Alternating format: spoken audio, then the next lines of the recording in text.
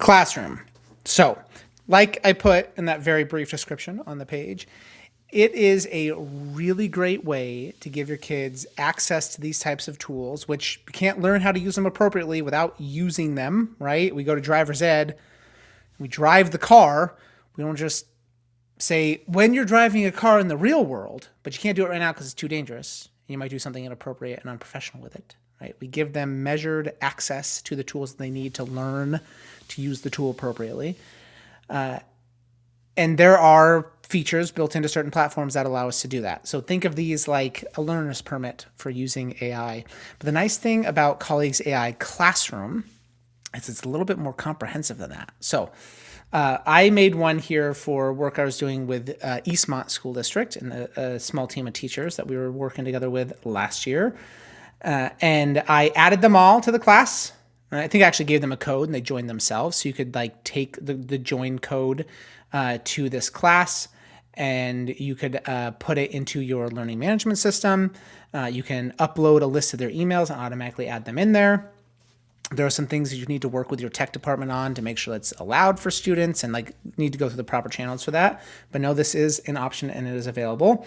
And then you've got these different things that you can give them specific to their class, and then it's editable and you can go in, you can change what they have access to, but more importantly, you can see and monitor their activity in here.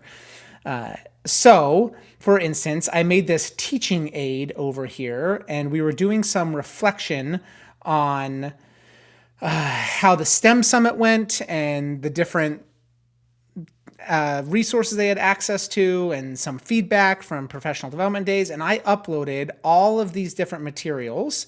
Okay, so this is a teacher in the Eastmont School District named Steve.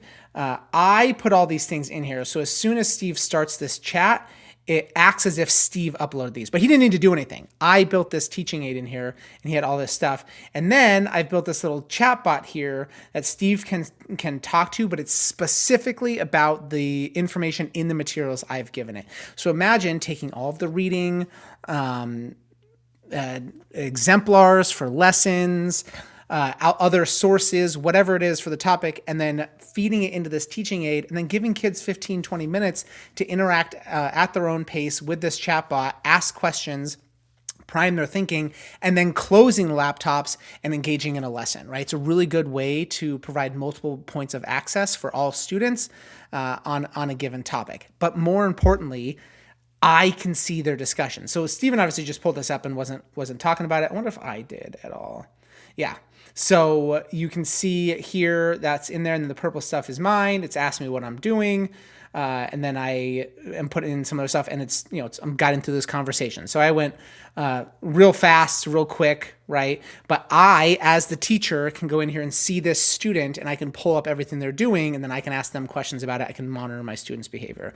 So that's the teaching aid. There's other assessments you can build in here. And then same thing, you can see students' progress on there. You can monitor their answers and their growth, which brings me to this. So it gives you this little overall summary of students' interests and what they're talking about, essentially a summary of the activity within your classroom. Students can access a tutor, but again, specifically within your classroom. So it's only going to be working with information that you give it. And there's other learning materials and stuff that you can upload for students to be able to access. Think of it like a learning management system, but it's meant to be a lot more interactive and academic than something like Canvas, where like you're giving static resources or something like that, right? Or Google Classroom or Microsoft Teams. This is meant to be much more of this interactive dynamic workflow.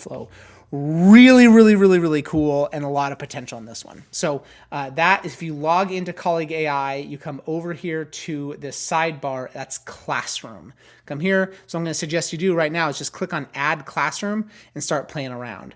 You don't need a bunch of students to be in there because notice I added myself into this classroom right here with my personal Gmail.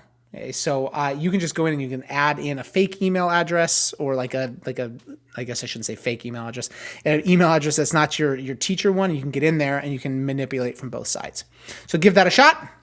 And then just like in, I guess some of you might not have done the last module, but I'm not going to record a video for this this third page here. Just once you've played around with that, set a timer for 15, 20 minutes, follow your bliss on that, and then engage in these 2 discussion questions on the next page.